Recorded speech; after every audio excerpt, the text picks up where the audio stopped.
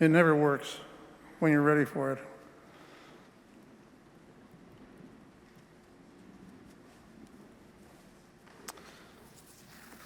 So much for prepared statements. I'm not a lawyer.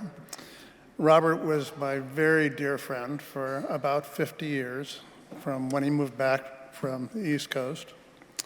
And we had many adventures together. And I want to tell a couple of anecdotes that are not at his expense, but I think whenever I think of these experiences, I think of Robert. And Lindsay, you're going to have to forgive me for this.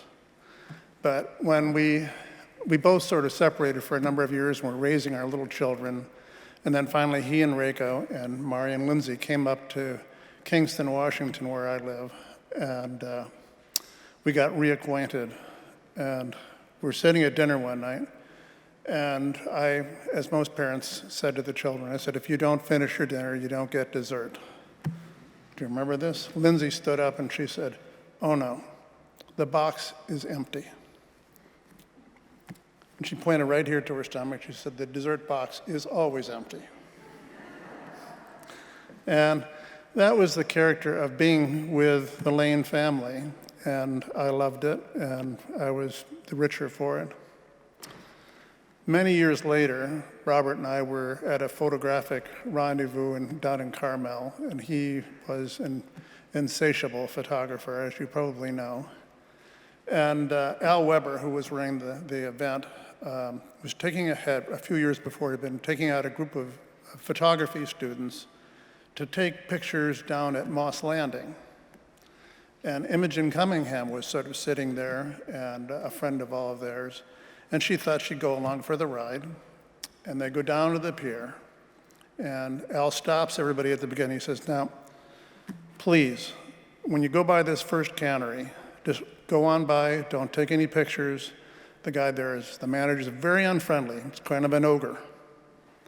So they walked on, and then Al turned around and saw Imogen standing there. And I don't know if you know what Imogen looked like. Reiko is statuesque compared to Imogen. She was a tiny little lady. He looked back, and there's Reiko in the middle of the street, and this big, heavy manager is poking her in the chest. And Al couldn't hear a thing that was going on. But all of a sudden, she's poking him in the chest. And she backed him up until he sat down on the steps of his cannery so she could take his portrait. And Bob and I thought, it's a wonderful story. I always thought that's exactly what Bob would have done in that moment. Because as a photographer, he couldn't resist anything that caught his imagination, caught his eye, whether it was something that was out of place or something that was absolutely perfect.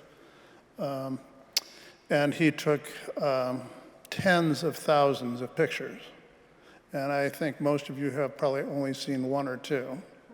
I know I've only seen maybe two.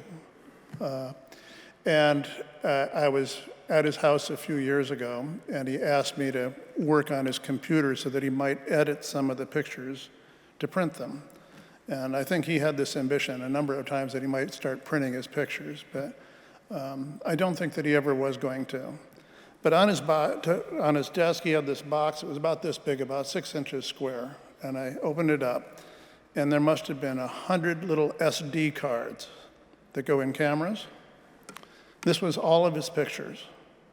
And he never looked at them. He took the pictures, took the card out, put it in the box, put a new card in the camera, and he had all these cameras. He had wonderful cameras. And I think that he had no ambitions to be an artist as a photographer, maybe as a musician. And I did hear that tune a few times that you were talking about. I think that he was in part an anthropologist, part a journalist, a photojournalist. I think that he celebrated the moment, and that's what the photographs were all about. And I want to close in saying that he was immensely proud of his daughters. And I think of him all the time. And I can still hear his cry of joie de vivre.